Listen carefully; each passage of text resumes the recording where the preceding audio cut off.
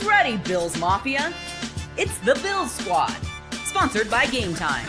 Everything Buffalo Bills, every week. Breaking down the big hits and game-changing plays the way only the Locked On Podcast Network can. Nobody circles the wagons like the Buffalo Bills. So gear up and squad up. The Bills Squad show starts now. Back, Bills Mafia, Jeremy White and Joe Marino. No Jerry O this week. We've kind of had a rotating cast of the three of us as we can. So Jerry's off today. I shouldn't say this week. He's back on Thursday. My mistake. No Jerry Ostrowski today. It's just me and Joe Marino here on the Bills Squad show, hanging out with you, talking Bills for the next hour on YouTube and anywhere you catch your podcast as well. Of course, you can jump on with us, and we're happy to have you. Coming up at the show today, the NFL Top 100 Countdown is underway. That begins today, and it's the next opportunity to see if Josh Allen is going to get the respect that many think he deserves. We'll dig into who might be near the top, which Bills could see the list, and the way the NFL's doing it this year is a little different. So we've got that. The Top 100 of the NFL starts today. We have a trade that just happened 15 minutes ago between the Dolphins and the Steelers. We'll probably dig into that first because that's a little bit of breaking news, and it's Miami and it's Pittsburgh, two teams the Bills are competing with this year. So we've got that. The quarter century team, the all-quarter century team for the Buffalo Bills as well. Joe has put that together, part of his Locked On Bills episode, the quarter century team starting lineups, and who got left off that should have been there. I might make the case for a couple, but in the meantime, good afternoon. Happy to have you with us. And Mr. Joe Marino, good afternoon to you. Good to be with you here, Jeremy. How you feeling, man? All the golf you've been playing, are you loosened back up? Have you been to the chiropractor? How's the body? So I played 100 holes on Thursday and jumped on with you and Jerry, and I've done it 6 times now. There are varying degrees of how sore you are. I'd imagine, we could ask Jerry about this or ask you about this, your playing days. There's Ravens Steelers sore, that kind of physical matchup. And then there's maybe like Dolphins Rams sore. Not that the Rams aren't physical, but it wasn't that bad. I felt like on Friday I could have played 18 holes of golf. I could have played 36. Wow. Yeah. So I've had years where I'm really feeling it. And this year was not one of them. I felt pretty great. So it was a great event. Yeah. Big win. It was a great event. It was awesome to come on with you guys. And thanks to everybody that donated to our causes. A lot of fundraising season here for Bills Mafia, whether it's the 100 holes, if it's the ride for Roswell just happened this past weekend, and the 11-day power play. I mean, Buffalo in the summer really kicks up its fundraising season. Then there's Give 716 Day. That's an initiative the Bills and Sabres are heavily involved in. So I always kind of call it fundraising season. And, here we are in the thick of it. So anyway, breaking news on the trade, right? A trade. The Dolphins and the Steelers strike a trade, and it's names This is, I'm trying to think, the last big name player for player trade, because this, Joe, strikes me right there with LaShawn McCoy, Kiko Alonso. These are guys I've heard of going 1-for-1. The Steelers are acquiring Jalen Ramsey and Jonnu Smith, 2 players the Dolphins had been looking to move, and the Dolphins get Minkah Fitzpatrick and a late-round pick. So, all right, interesting trade, right? Let's get to it from both sides. Which side to you is more interesting right off the hop? I don't love it for either team, Jeremy. It feels like the Dolphins did what they had to do. Jalen Ramsey wasn't going to come back and play for them anymore, and I was fascinated to figure out where they would send him and what they would get back. I never thought it was going to be Minkah Fitzpatrick, a player that he wanted out of Miami a few years ago, right? He didn't want to play for Miami. They ahead of that tank season, and then now he's back. I wonder how he's processing the trade. That's one of my big thoughts. Is like, what is Minkah Fitzpatrick really thinking right now? But I look at this Pittsburgh team, and I think they think they're going to be good. I mean, this is a lot of activity for June to be signing Aaron Rodgers and trading for Jalen Ramsey, trading for Jonnu Smith. And I guess on one hand, you could look at that operation and say, well, they've been a decent team, like win 9 or 10 games, get to the playoffs, get bounced. And they haven't really had good quarterback play. It's been Kenny Pickett or Mason Rudolph or Doc Hodges. Yeah, it's been rough. Yeah, it's been tough. So they probably think themselves, well, if we could get league average quarterback play and everything else is in place, we've got a chance. But I just worry about Aaron Rodgers and the player that we've watched his last 2 healthy seasons, where it was very much rogue. It just kind of not really running the offense, not really acknowledging that he doesn't have the same athleticism to move within the pocket and be the dynamic creator and playmaker that he was in his career. I think if he can play in rhythm and throw the football, I think the arm's still there. I think the accuracy is still there. It's just the things that made Aaron Rodgers special was his ability to move around and make some plays. And you saw that lead to a lot of negative sequences for the Jets last year where he'd hang on the ball an extra tick and he doesn't have the juice to move around and hold on to the ball for an extra tick. So I'm worried about that. And now I'm trying to figure out this equation for their secondary, and Jalen Ramsey comes in, and he didn't want to play safety for the Dolphins. That was another one of the things. Now he's going to the Steelers where they have Porter and Darius Slay. He's obviously going to play safety or like in the nickel, like a hybrid type role. That's obviously what the plan is there, which he could have done with the Dolphins, but I guess he doesn't want to do that. He's now somehow finessed 3 years in a row of getting a pay raise.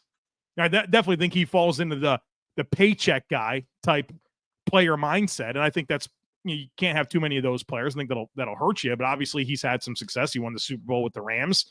Maybe that was a lightning in a bottles type situation, but he continues to leverage opportunities and get more and more money. The Dolphins are in trouble with their secondary. They get Minkah Fitzpatrick back. They had an issue at safety. They had an issue at corner. Now they get better at safety. Their issues are further worse at corner, where it's Cam Smith, Kader Kohu, and Storm Duck as their corners. They'll probably sign somebody. That was one of the big wins for them in this trade, is they get like $10 million in cap space. So I'm sure they'll sign a Rasul Douglas or a Stephon Gilmore or somebody like that that's out there on the market, Asante Samuel, something like that. Jonnu Smith was like a huge part of their offense last year. Yeah. Number 2 on the team in receiving. He outproduced Jalen Waddle. A surprising bit of their offense. Like, he was not expected to do that. I mean, Joe, not to interrupt you. I've been a Jonnu Smith truther for a long time. I've always thought he was really good, and there's a lot in there to unlock. And it feels like a team finally did it, and they got rid of him. So I don't know what to think. And now he's back because he put his hands out. He said he wanted more money. Right. He signed a 2-year, $8 million deal. He had the greatest season that Miami Dolphins tight ends ever had. And that's what's been happening in Miami is they get there and they've had some bargains, and then they all want money, right? Last year, Jalen Ramsey faked the hamstring injury to act like he was that he wasn't holding in, but we knew he was. Tyreek Hill wanted the extra money last year. Tua got his bag. They extended Mike McDaniel. He got his bag. It's been this perpetual cycle of just everybody sticking their hands out, and they want, all right, it's my turn. Yeah. And I think with Jonnu Smith, they looked at it and said, enough is enough. Like, I'm sure he wants to capitalize on that opportunity, but kind of a throw in for this trade, and they avoid having to extend him and all that type of stuff. But I don't really love it for either team. I think we're just moving around pieces, creating different types of questions. And I think that the Steelers think that they're going to be good. I think that's my biggest takeaway. Yeah. For Miami to get a late round pick.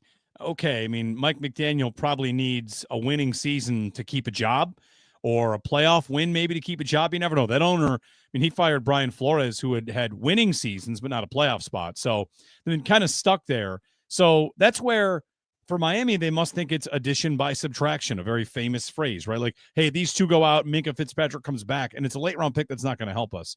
On the Pittsburgh side of it, Joe, I'll be honest, there are a few things I like to do more than make fun of the Steelers. I really have a healthy distaste for the Steelers, their fans. I don't know where it came from. In the last 4 or 5 years, it came up.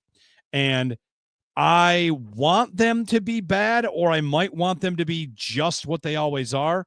That said, I feel like I'm maybe a sucker because I don't want to totally write them off this year. Not for the Super Bowl, but if it's true that Mike Tomlin gets more out of a team every single year, at least the baseline of Mike Tomlin is getting what he gets, right? He's going to have a winning season. He always does. He's never had a losing season. Can Aaron Rodgers give them game manager that's not a total mess? That might be enough to win 11 games and make the playoffs, and then probably get smacked in the playoffs like they often do. But the things the Steelers have to overcome. I had a stat on the Steelers from last year.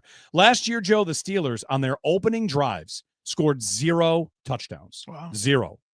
And the defenses they played against scored 1. There's a pick 6.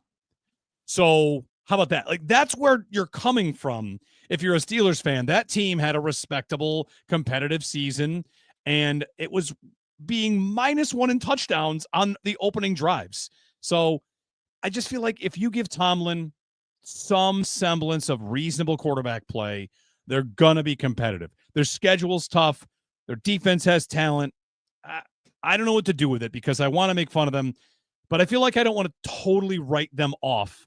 And if either side got better in this deal, is it not the Steelers? It's the Steelers. Yeah, they got better in this deal. They get 2 starters, I suppose. And yeah, it's a team that with Aaron Rodgers probably thinks they're gonna compete. If nothing else, they're going all in on this kind of year, whether that's, a playoff spot, an AFC championship appearance, however much they can dream. There's no doubt they're going in this year for Rodgers. And maybe the bigger story is they're going in for Tomlin. Because if Tomlin lets them down again in the postseason, people talk about the Bills and Sean McDermott in the playoffs and how there are questions there. Man, Tomlin in the playoffs has been a mess for a long time. And it feels like one more misstep in the playoffs could be it for him, which might be why they're loading up like this. Well, if Aaron Rodgers will do what you said and manage the game and do the smart, right thing with the football and play within rhythm, I think they'll be just fine. And I certainly believe that there's a case to be made that Aaron Rodgers is the best quarterback that they've had in a while, including late-stage Ben Roethlisberger, which was just tough to watch. And so when you take that, you feel good about the offensive line. At least I do. I really like the direction of the O-line. They bring in DK Metcalf. I think they're loaded on defense for sure. And their front is just load. I mean, you want to talk about being 6'7" deep with guys that can play on that front, edge rushers and interior guys. They're loaded. There's a lot to be excited about. I look at the Steelers through the lens of you are all in on Aaron Rodgers, which means, and I'm not a Super Bowl or bust guy, but I think it applies to a team like this. Yeah. If you don't go win the Super Bowl this year with Aaron Rodgers, or at least I think we talked about this, like go win a playoff game and maybe change some of that narrative surrounding Mike Tomlin, this is going to be a big waste of everyone's time. So get to the postseason and win a game at a minimum. But I almost feel like they need to go on a run here for this to make sense. One thing that might be different, kind of to their credit, and I don't enjoy defending the Steelers in any way, but I'll just kind of try this on, which is when the Jets got Rodgers and made everything about him, what was that? Get his offensive coordinator, bring in his friends. And the Steelers, they've done none of that. It's been, you jump in with the current staff, and sure, we'll go out and try and get some receivers and some weapons.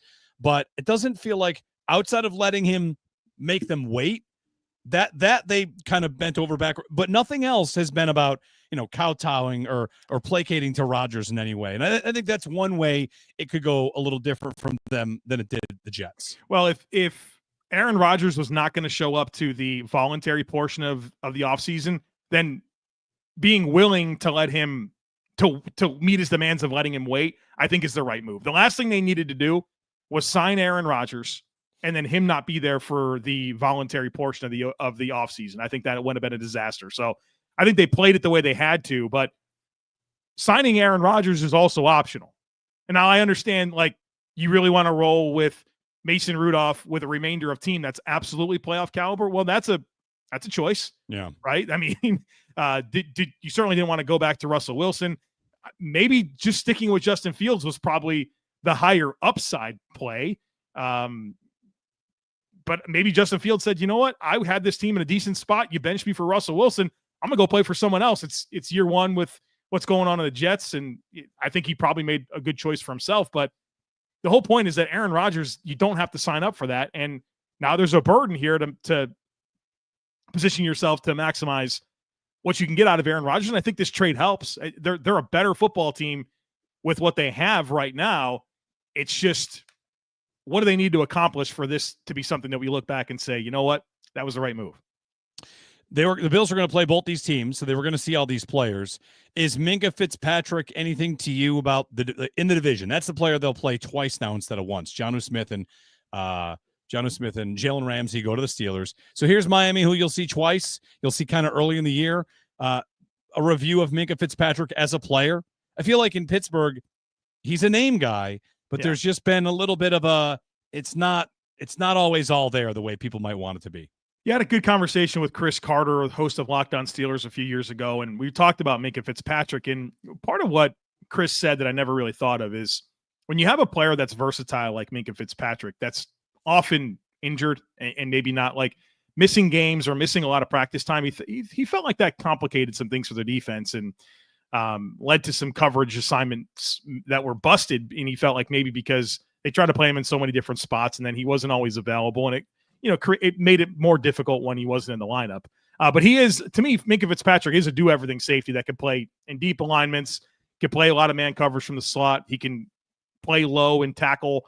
But I think he's always been at his best when he can play in deeper zones and really just leverage the ball and make plays in the ball. And he'll help Miami's defense for sure. And they were slated to have Ife Melifonwu and Ashton Davis, who were a couple of guys that played out the rookie deals for the respective teams, but never really carved out roles. Melifonwu had injuries. Ashton Davis couldn't beat out other players and really became a special teams player. And so I think that Fitzpatrick certainly helps them a ton at safety, but the question marks couldn't be more glaring at corner. But I do think the dust needs to settle here. They're going to sign a corner.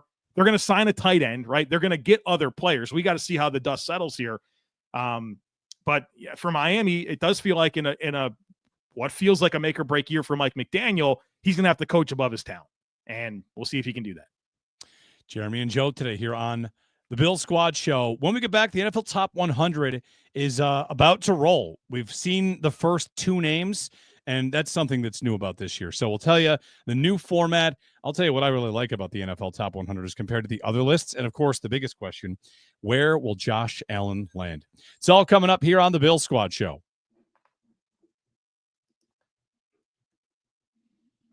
Ever wish managing your money felt easier? With Monarch Money, it can. Whether you're growing your savings or planning a big purchase, Monarch puts you in the driver's seat. It's like having your own personal CFO, giving you full visibility and control over your finances. Monarch Money, more than a budgeting app, it's a complete financial command center. Track your accounts, investments, and spending all in one place. In addition to managing your money, you can also be building your personal wealth. You can find out how much you're spending on coffee, how much you're spending on bills, how your bills are going each year, each month. Track it all. Get a good look at things that are maybe surprising to you, whether it's a specific category, takeout, subscriptions. All these things add up maybe more than you expect. So all your accounts in one place. And if you share finances with someone, Monarch can help you stay on the same page. The control of your finances with Monarch Money is yours. Use code LOCKEDONNFL at monarchmoney.com for 50% off your first year. That's monarchmoney.com, code LOCKEDONNFL for half off your first year. The Bill Squad Show, Jeremy White, Joe Marino, Jerry O is off today. Okay, so the NFL's Top 100, we have reached the start of the countdown. And this year, Joe, they're not doing 10 players, wait a week, 10 players, wait a week. It's 2 per day. So number 100 and number 99 come out today, and then we're on to 98 and 97, and on and on and on. So peak NFL offseason stuff. Stretch to have these lists. And never mind, like 2 a day. All right, we're gonna argue about inside linebacker at 72 or whoever. So a couple questions about this. Allen has a really good look at number 1, probably the best look he's ever had at number 1 because MVP. That's that. How many players would it be okay? Have a case, do you think, to be listed above Josh Allen? Because in the whole debate about Allen and Lamar for the MVP, Lamar had a better statistical season. Allen won the MVP. Could Lamar still finish ahead of him? He did last year. Lamar finished ahead of Mahomes last year, too. So, when it comes to the NFL Top 100, the players, is what the players think. Do you think this is the year that Allen gets to number 1? I think he should. I think Josh Allen's the best player in the NFL. So in my world, he should be the number 1 player. And I think what he did with last year's team completely validates that, where nobody's raving about his receivers that he has at his disposal. Nobody's raving about the defense. And that was a year where many people thought the Bills would take a step back, and some people thought they wouldn't make the postseason, and they take the Chiefs to the brink in the AFC Championship game. And Josh Allen showed exactly what he is. And I've actually really enjoyed some of the social media banter that's heated up lately, where some are starting the conversation, provoking the idea that Josh Allen's the greatest offensive threat the NFL's ever seen. And I'm not sure that's a crazy take. He scores the most touchdowns per game of any player in NFL history. He's unbelievable. We've never seen a guy in the NFL that can throw it and run it like Josh Allen. He's rare. I think he's the best player in the NFL, and I'm comfortable with that. I also realize that the shirt and the hat I have on would indicate that maybe there's a little bias creeping in. And so I can listen to your arguments for Lamar Jackson, but here's what I'll say. What everyone always said about Lamar Jackson last year, well, now that he's got Derrick Henry, right? Now that he's got Derrick Henry, he's doing all these things. First 4,000-yard passing season of his career last year. With Josh Allen, the conversation was, well, look what he's doing without Stephon Diggs. Look what he's doing without Gabe Davis, right? You can just really appreciate when you can isolate and put them in a vacuum and realize the impact that these guys make. They're both great players, and I don't feel like it's necessary to tear one down to elevate the other. They're both amazing players. So I can listen to your Lamar Jackson stuff. Jamar Chase is a heck of a player. Justin Jefferson's a heck of a player. Myles Garrett's a heck of a player. Penei Sewell, Tristan Wirfs. There's excellent football players out there, and I think I can't help but let some positional value kind of creep in where nothing's more important than a quarterback. And so I think Josh Allen has completely validated himself as the best player in the league. He should be, in my mind. I think there will be contenders. Predictively, I don't know that he will be. I think, it is player voted. And 100% player voted. I could see Lamar being number one, especially after he had what was his best statistical season. It was unbelievable. It wasn't Josh's best statistical season outside of turnovers. Yeah. Maybe we'll bring this up with Jerry later in the week, but I was going through last year's top 100, and do you know how many offensive linemen are in the top 50 on the NFL voted top 100 players? I don't know. 2. Wow. And I sat with that for a minute. I thought, all right, why is that the way that it is? And you let me know if you think this works for you. But players are asked to vote on other players. Quarterbacks, what are the quarterbacks? Every single defensive player in the meeting is watching the quarterback scout and the quarterback looking at the quarterback. And if you're looking at the offensive lineman, maybe that's just guys in the front 7. That's not guys in the secondary. I'm not worried about the left tackle specifically. I don't feel like I know him as well. I don't know. I was trying to figure out why the lists would be where they are. Quarterback heavy, as they would be, as they should be. They are running back heavy. You brought up positional value, and that's one thing with the NFL top 100 list is always fascinating because I feel like you've got a lot of NFL fans that would fade running back value, but you'll see 8 running backs in the top 100, and they're all over the place. They bounce up and down. Last year, Saquon was ranked 86th, but where is he going to be this year? 5?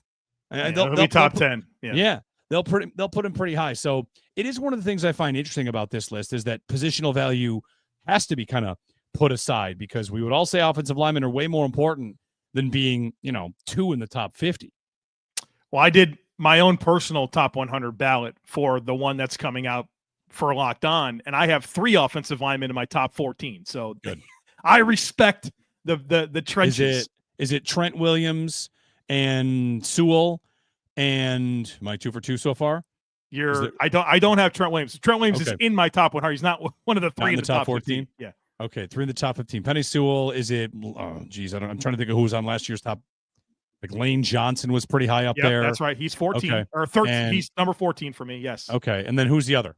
Tristan Wirfs. Oh, right. Okay. Yeah. I had him at 13. So those are the 3 in the top 14. But I've got offensive linemen all over this thing. So shout out Charles G in the comments. He was right on that. Wirfs. Yes. So Locked On did the top 100, had all the Locked On contributors do this, and we'll see, where that list comes out. But 3 in the top 14. Who's the player that might get the most looks for you in terms of how high you put them? You did this with us, right? You asked us our top Bills players going forward, and then had to kind of explain why you got to where you got to. So in your Locked On NFL top 100 list, who's the player that's going to get the most people asking you like, oh, really? Tell me why. Well, I don't know that they'll see my individual ballot because I think it'll be if they did, the player that's high that people would think, wow, I'm surprised you have him that high.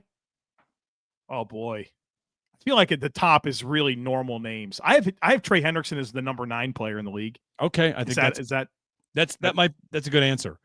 Yeah. I have Dexter Lawrence as the 15th player in the league. Yeah. I wonder if people would take more exception with the players that I don't have as high. Okay. So, like you actually mentioned Trent Williams. I have him 67th. I saw some warts in Trent Williams last year. I have Andrew Van Ginkel as my 74th player on this list. I have Cam Hayward 22. So I look at this, and to me, it looks completely normal. You know what I mean? Like, I don't know. This looks exactly how I would stack them up. I would be curious if I were to make this public, what people would yell at me about. I'm sure they would. Yeah. Well, the NFL players, it's too bad. I was a little disappointed to find out they're doing 2 at a time instead of 10, because I'd like to know if any Bills players made the list today, and we're going to wait each and every day. So Ladd McConkey, and who was the other one you said that we've seen so far? Was it Leonard Williams? Okay. I think of Seattle, if I'm not mistaken. Ladd McConkey, number 100 on the top NFL players this year, is voted on by the players. So as we count it down, I think we all expect Allen, Dawkins, Benford.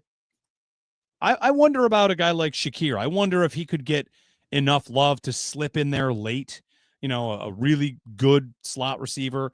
It might be tough for him to get there. Do you have a fourth name you think is most likely to make it outside of Allen, Dawkins, and Benford? Spencer Brown, I think, has a look at it this year. Well, I think Allen, Dawkins, and Benford should absolutely be in there. I have Spencer Brown as well. I had 4 Bills make my top 100, and I think they're all pretty comfortably in there. But does the world know about Christian Benford and Spencer Brown? I wonder about that. I think most people know Allen and Dawkins, but I think Spencer Brown might have had a better season last year than Deion Dawkins. And I've argued, and I'll continue to argue, that Christian Benford has been 100% a top 5 corner in the league over the last 2 years, metrically pretty similar to what Pat Surtain put up last year that got him the Defensive Player of the Year. So hopefully the world becomes more acquainted with those guys, because I think they're every bit of what should qualify as a top 100 player. But Jeremy, I don't really understand the methodology that the NFL uses to compile this. We've seen some pictures of the ballots, and it's these guys, they submit a top 25. Mm-hmm. How is this? I literally don't understand this, because there are players that should not be in any player's top 25. It just shouldn't be, intellectually just not true that they're a top 25 player. Somehow we filled this thing out to a 100. They should be in the top 100, but you can't ask 300 people or however many people submit it to just give you 25 players and get. I've always really not understood how they get to 100 players. Yeah, it's a little bit like if there are 17 players that got 1 vote for a top 25, they end up being 83 through 100, and it's a tie. But it's just a ranking that ultimately, puts them out there. It's about generating content. I mean, for example, Ladd McConkey's number 100. He's in my list. He should be in the list. He should be in 0 top 25s. Right. 0. Yeah. No, that's right. I don't know if they're asking position groups to just go basically on who you're going up against and then putting it all, crunching the numbers. I'm not sure. The players definitely take it seriously. That's one thing about this. Being number 1 on the NFL top 100, you could say everything you want to say about the AP and the Pro Football Writers of America. But if the players announce you number 1 and pick you as number 1, I think it's a pretty big deal. Last year, you remember who it was last year? Tyreek Hill, which he will not be number 1 this year. No. And I wonder how far his fall will be. I mean, he was such less of a factor. So we'll 56th see. on my list, Jeremy. Yeah, okay. 56. Yeah. I don't mind that. Yeah. We'll see if he's got a bounce back. We'll see. I mean, how big was the wrist injury? He dropped 15 pounds. There's no more Jonnu Smith taking away his targets. Yeah. We'll see. I think Allen comes in at, if I was to predict it, will he come in at number 1? I think he really might. I really do. He did so much this year protecting. You know what? Here's another thing about it. What was always holding Allen back? Was it the turnovers? Because I think so. Yeah. Because if there's anybody that's going to really value turnovers, even after it was kind of not true anymore, players, coaches, NFL, guys like that, they're going to get that hammered in their head about how important it is to protect the ball. So if you're a player that knows Josh Allen's really good, but thinks, way too many turnovers, he's my QB3. All of a sudden, QB3 in my book didn't throw all those interceptions. Now I feel comfortable moving up to number 1. So I think he's got a really good look at number 1, and I think I might pick him to finish number 1. The thing that always annoyed me about the turnover conversation as it relates to Josh Allen was it was never in the playoffs. There has not been a back-breaking turnover that Josh Allen's committed in the playoffs. Yeah, he has a goofy game against the Jets on Monday Night Football to start the year, and that's going to live in everyone's minds for the entire season. But they never I never really thought about Josh Allen and giving away the football as detrimental to the Bills winning games. I felt like he always paid for his sins every single time, and it never cost him in the playoffs. Yeah, and there was even some analytical stuff to back that up. Like EPA lost on interceptions, his was not very high. You know, he's knock on wood, still got the longest active streak of not throwing a pick six. Knock on wood, right? Is that really true? Yeah, I feel like I should know that. He does not throw pick sixes. Has he never thrown one? I want to say he's never thrown one. Wow. I don't remember if there was one early in his rookie year that I forgot about. Somebody on the chat will have this, but yeah, we've got an active streak of not throwing a pick six for Josh. It's hard to fight narratives that existed early in your career. You know, Josh Allen didn't come into the league as a darling of the league, right? That just didn't happen, right? He had to win a lot of people over. There was a lot of people that had to swallow, their pride, eat some crow, sign the Josh Allen apology form, right? So there's always going to be a lot of people that have to live with that they were wrong, and foil that against a guy like Trevor Lawrence. Trevor Lawrence is a football darling. He comes in the league and he's been objectively not that good over the last few years, especially with giving away. You want to talk about fumbles? Look at Trevor Lawrence. This guy's got some of the goofiest fumbles you'll ever see. Really bad in high leverage moments, but there's always a lot of there's a lot of excuses for Trevor Lawrence, but he's been a darling forever, and so it's hard to make those pre-draft or pre-NFL narratives go away. And I think Josh Allen's done everything that he possibly can to squash pretty much all of it, but there's still some people that got to live with that. John writes, in 2019, CJ Mosley got Allen on a pick six. So that's how long the streak is. Wow. Since 2019, longest active streak without or passes thrown, whatever. Part of the reason is because, he usually throws the ball down the field. Or in the case of the modern offense, he throws it quickly. It's out quickly. He's not in a lot of trouble. It's a well-designed offense with a heck of a quarterback at the helm.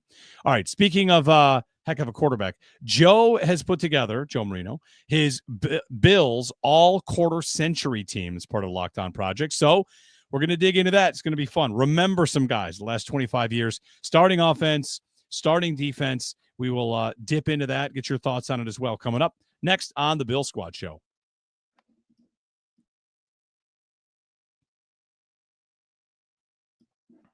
So the all-quarter century team, Joe Marino's put that together for the Locked On Bills channel. Jeremy White and Joe sitting here hanging out with you on the Bill Squad Show. You can, of course, like and subscribe on the YouTube page and the Locked On Bills YouTube page. Hit that like button, hit that subscribe button, and, of course, subscribe to Locked On Bills to be an everydayer with Mr. Joe Marino. We're less than a month from training camp.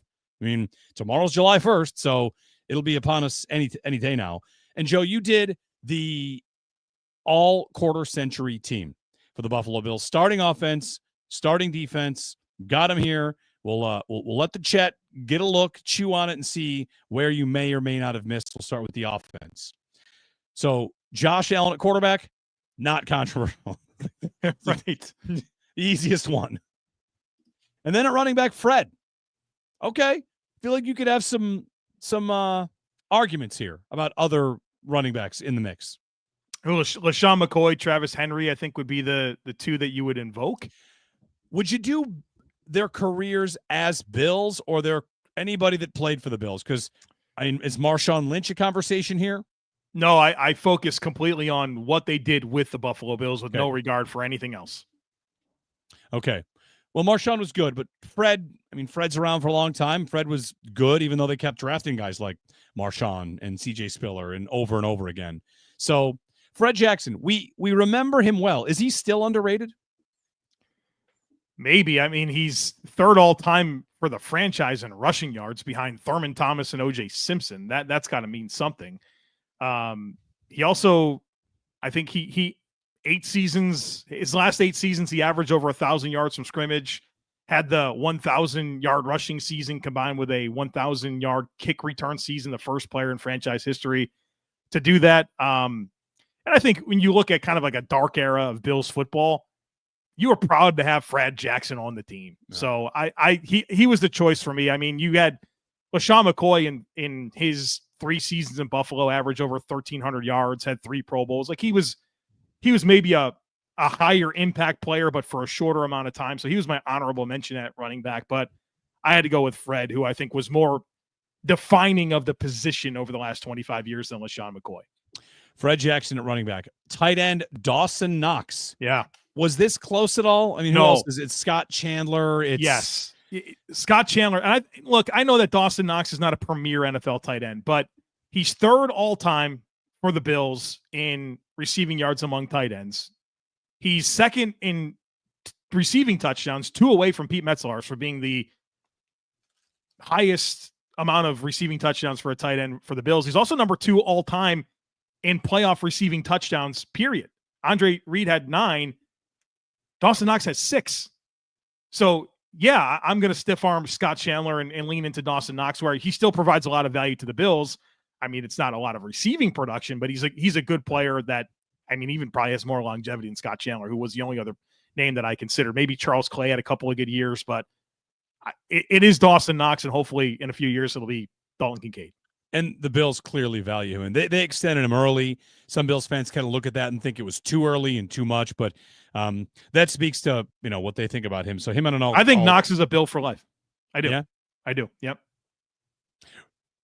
He's tight with the quarterback. That'll help. Tight with the quarterback. I think the organization loves him. I think he embodies all the DNA I think that they really appreciate. I listened to the way he talked about Dalton Kincaid. I don't know. That won me over in a big way too. Like, yeah. He's going to put the team first. He took the pay cut. He's overpaid. There's no question. Took the pay cut in exchange for like more long-term security with how the structure was. He's not going to get cut. And I think he'll come back on a 2-year, $10 million deal after this. And you see some of these tight end 2s across the league, and John Bates and Josh Oliver and Luke Farrell, that they're getting paid some decent money, and I think that's becoming more acceptable across the league. So if you can detach yourself from the overpaid contract, I think you can gain more of an appreciation for what Dawson Knox provides this team. Wall of Famer? There won't be a Wall of Fame in the new stadium. It's going to be like a Ring of Honor. Is that official? There's no Wall of Fame? I'm pretty sure it's going to be more of a Ring of Honor outside the stadium, kind of like a Memorial Park kind of thing. Okay. Would he elevate to that status, you think, by the time he's done? No, I wouldn't think so. Okay. I think he's a Chris Kelsey type player where you remember fondly the contributions, but never like a high impact player. Like I would like to think that those types of slots would be reserved for really high end guys. Joe's all quarter century team for the Bills. So the receivers, Molds, Diggs, and Lee Evans. I think no argument. Stevie Johnson is a honorable mention, maybe. I mean, he's a good player for them. Yes, he was definitely an honorable mention. But no, I don't think he was ever as dominant as any of those 3 players. And Lee Evans, man, I always just wonder if he had a reasonable quarterback, just a reasonable one. What do those numbers look like? How would you like him on this team? This current team? Good. Yes, please. Please, yes. That would be perfect. Exactly what this team needs. Offensive line, you have on the Bills all-quarter century team, Jason Peters, Deion Dawkins, Richie Incognito, Reuben Brown, and Eric Wood. Peters and Dawkins, of course, like that's pretty easy. Reuben made a bunch of Pro Bowls. Incognito was good when he was here. Eric, one of my favorite things about Richie, I mean, he's been a controversial player in the NFL, and for sure, like throughout his entire career. Whenever Eric Wood talks about him, just like what Eric says about him always makes me like challenge what I think about him or what his reputation is. But anyway, Incognito, Wood, Brown, Dawkins, and Peters. Yeah, I felt pretty comfortable about all those choices. I mean, at tackle, who are you going to invoke? Cordy Glenn? I don't think so. Yeah. On the interior, Incognito, Brown. I mean, Richie Incognito, 3 Pro Bowls in 4 years in the last 25 with the Bills. 3 times the Bills were top 4 in the league in rushing when he was the left guard. And Reuben Brown, I know that maybe his career is more defined in the 90s, but still after the year 2000, he made 4 Pro Bowls, and maybe some of that was name recognition, and he went on to the Bears and had several good seasons. But I'm not going to put Andy Levitri in or Craig Urbick in over Reuben Brown. So I think that was pretty comfortable. I think maybe you can have a conversation of Eric Wood versus Mitch Morse. Mitch Morse was probably on better teams, but I value the longevity that Eric Wood had over Mitch Morse to make him the pick. Yeah. To the defensive side of the ball, and this is where I'm ready to go in. So all Bills quarter century team defense. We were talking about this before the show. I'm like, all right, so defensive end, Mario Williams. And you said no. Why should I say yes? I mean, I have Aaron Schobel, can we agree that I think if you were to do the all-time Buffalo Bills team, Aaron Schobel's on it. as the other defensive end with Bruce Smith. I mean, I got Mario with the Bills, first team All-Pro and second team All-Pro. I mean, I guess here's the question: the all quarter century team. Am I putting together my best roster for one game against another team's best 25 years of players? Because Schobel was a good player for the Bills, but I don't know. Mario, I know it wasn't. Mario's a little like Diggs, was it not? Where you got a guy you knew was pretty good. He came here, he was awesome, and then it went bam. It like dried up fast and it was gone. Yeah, that's kind of what happened with Diggs. Parallel. That is such a good. I've never thought of it like that, but that's exactly what it is. Stephon Diggs was the offensive version of Mario Williams, and I'll be honest with you, his last year bothered me so much. I had like irreconcilable differences. Yeah, he just didn't play hard. He just didn't. Yeah. Like there's no effort. I remember watching him and thinking to myself, I think his entire goal is to not be on the ground. Like, I don't think he wants to dive. I don't think he wants to sell out on anything. And I hated his effort, and it made me forget about the 3 years that he was really, really good prior to that. Well, I mean, it'd be backed up in the numbers. His first year in Buffalo, 10.5 sacks, then 13 and 14.5, and then 5 in 15 games. And is that a rec season where they're dropping him into coverage and everyone's asking, why are you dropping I don't know. Mario? Were they fully pregnant then or not? Right. So, respect to Aaron Schobel. Jerry Hughes, Jerry Hughes, the guy that was here for a long time and produced the entire time as well, even probably past where people thought he would. So that makes sense for him on an all-quarter century team. Kyle Williams, Pat Williams makes sense to me. I think about Sam Adams in that spot, but he was not here very long for the quarter century. So the defensive line looks pretty good. I would say this year, Jeremy, if your goal is to build like an actual roster for 1 year, then give me Mario Williams. What I tried to do with my methodology here was pick the players that I thought most defined that position during the last 25 years. And so Jerry Hughes, obviously like way more time with the Bills. He never had seasons like Mario Williams did, but across his career, more production, and he was on the team for like 30 more games. Yeah. So to linebackers, I like, Matt Milano, London Fletcher, and then we're on to the secondary. The Bills have, not always been two linebackers for the most part, but Milano and Fletcher. Anybody else you thought about there if you're going three linebacker sets? Spikes was dynamic when he was here. He was fun as a fan favorite. Past that, Tremaine Edmonds, he had his flaws. Yeah, I think that's exactly the cast of characters. Start bringing in Keith Newman to the conversation and Angelo Crowell and those types of guys. I don't think so. I think it's one of the things that was pretty revealing about researching the linebackers the last 25 years. The Bills didn't have one linebacker that was there for like a decade. There's no Levante David or one of those types of players, Fred Warner type guys. Matt Milano certainly had some 10 years. The last 2 years have been a black eye, but London Fletcher 4 years in Buffalo, Takeo Spikes 3 years. Preston Brown, it's not an impact player to me. Brown, so they haven't had a lot of like long tenured linebackers. So I went Milano and Fletcher were the right choices for me. And then the secondary, probably pretty easy. Tre'Davious White, Nate Clemens, Taron Johnson, Micah Hyde, and Jordan Poyer. And, of course, like worth pointing out that as you're laying that out, no wonder the Bills had been so good defensively for so long. They're all quarter century team. 4 of the players from the secondary played together for 7 years here in Buffalo, basically, with Trey White, the 2 safeties, and Taron Johnson. So, a nice rounded out secondary. Yeah, I think you consider Terrence McGee. I worked him in as my kick returner because Terrence McGee is one of my favorite Bills of all time, and his impact was mostly as a kick returner, but he was a good corner as well. One of the best like multi-dimensional players for the Bills. But yeah, I think it has to be Trey White and Nate Clements. You forget about Nate Clements and like the ball production was off the charts, 5th all time for the team in interceptions. And like when you stack that up in terms of games played, Nate Clements is real different. He has 23 interceptions in 96 games.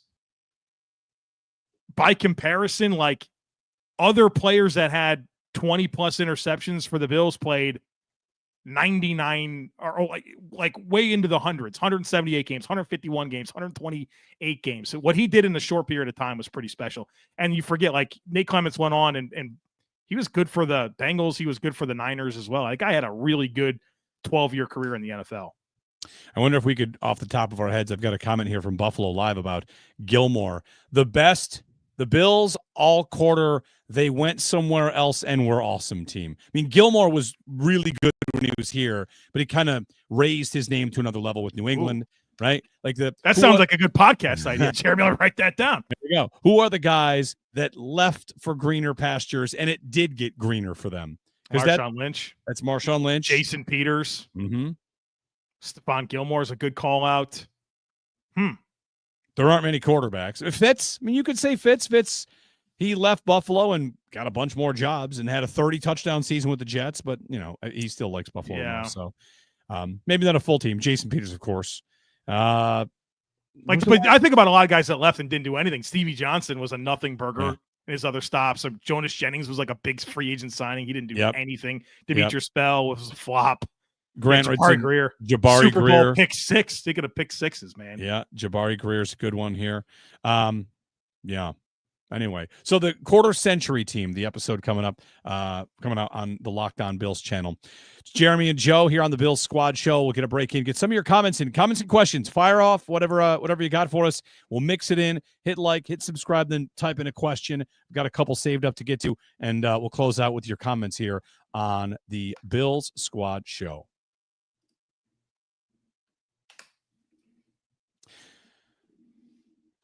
Back here on the Bill Squad Show, Jeremy White, Joe Marino. Jerry-O off today. Should have him back good to go for Thursday as we get closer and closer, counting down the days toward training camp. We went through earlier today the Dolphins Steelers trade. Also went through the NFL's top 100. We'll see who makes that list.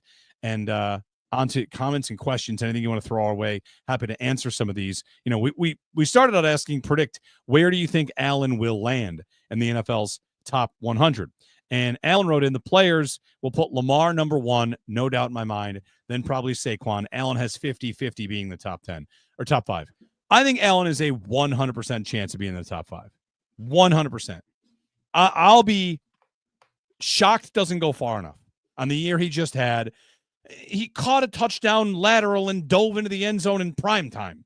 Everybody in America saw that play against the 49ers. I don't know if they vote before or after the playoffs. I don't think it matters. I think there's any way he is not the number, top 5. I think I told you, I think he'll be number 1. He's going to make the top 5. I 100% agree that he will be in the top 5. And it's funny, I just had a thought going back to the conversation we had earlier where you're like, what player would people look at my list and think, wow, you're really off on that? I have Saquon Barkley at 26.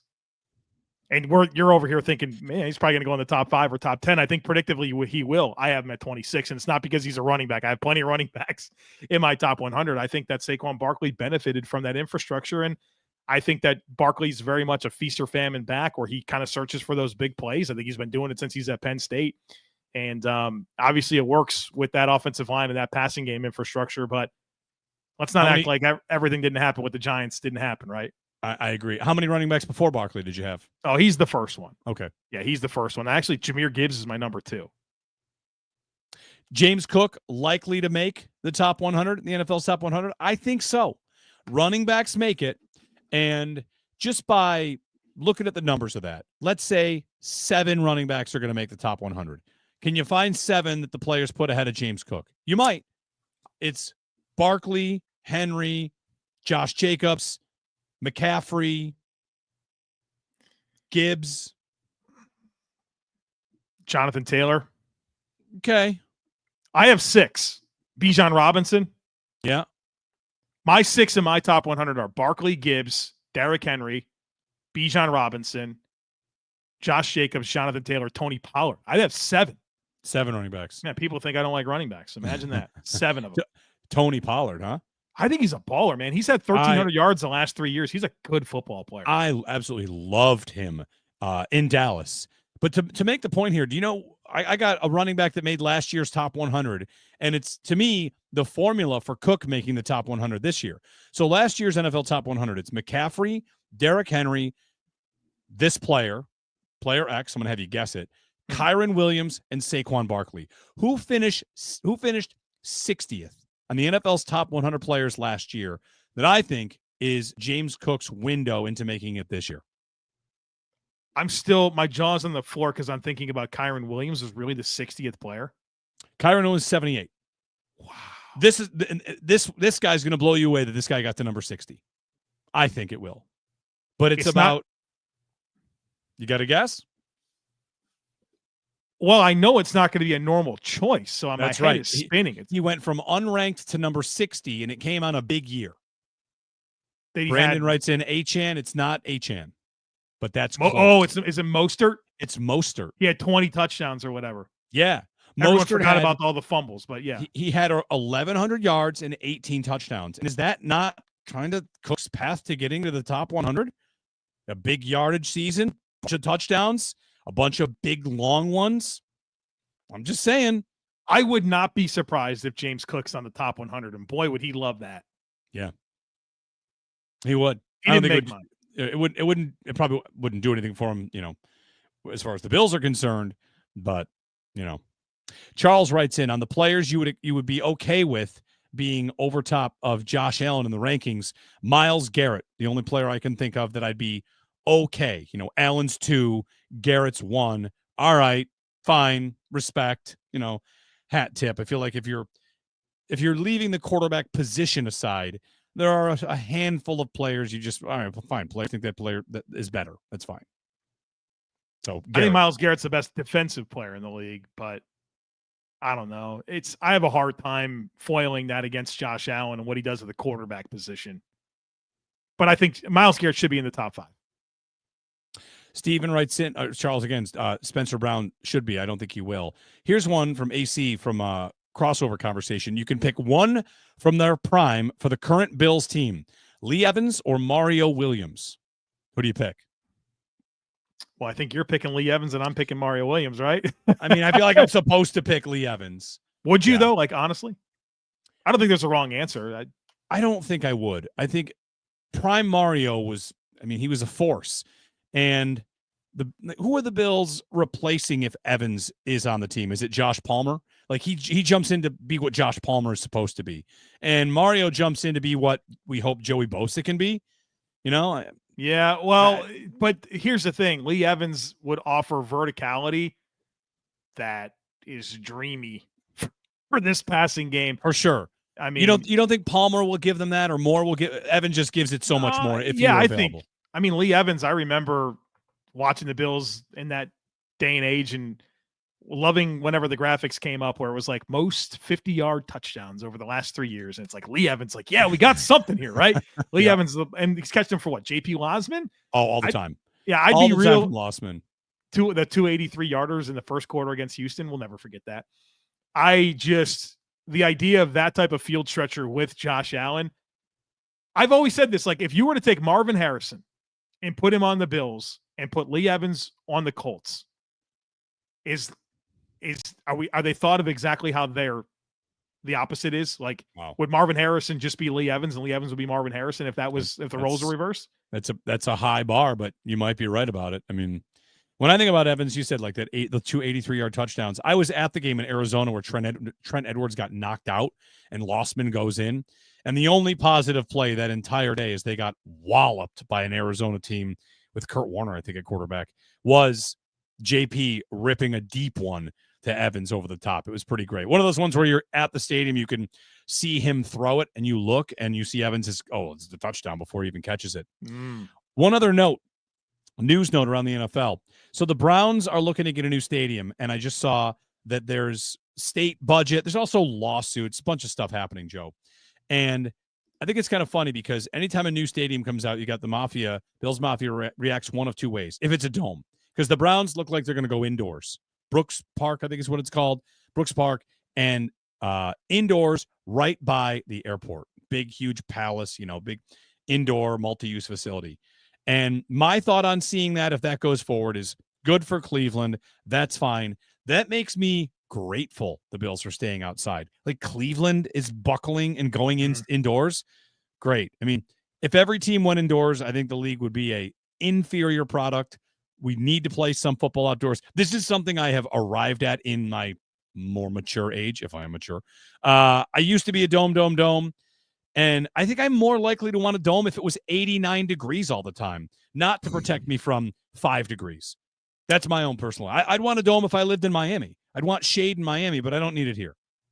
Yeah, shame on you if you live or play football in somewhere like Cleveland or Buffalo and don't make these other teams come play outside in your place and make that an advantage for you. And it definitely should affect your team building strategies. And I think like you got to be able to have the physical elements necessary to make it matter, but don't give up one of your best advantages.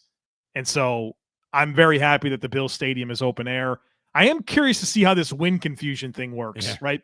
Because that's always a huge dynamic. So that'll be an interesting layer, but I mean, that's going to be a beautiful situation for Cleveland. Good for them. I think they have their sights set on some big events and all that type of stuff, but I'm glad the Bills will still be playing football outside. I mean, just the 49ers game, the fourth quarter in the Dolphins Bills game where it starts to snow late in the game and the Dolphins are trying to lead a game-winning drive in the snow. Like, I don't want that stuff to not be part of football. So I'm happy about it. Yep. One quick note before we close. You kind of called this on some level. Jalen Ramsey traded from the Dolphins to the Steelers. Adam Schefter has the latest that he gets another raise. So, 3 years in a row.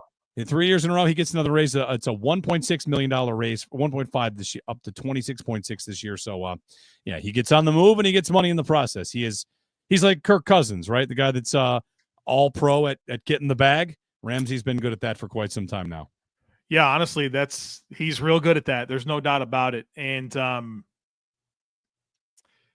we'll see. There's dust that needs to settle here. I think that's what's getting lost in this conversation. Like, what do the Dolphins do at corner? What do they do at tight end? They got $10 more million in cap space.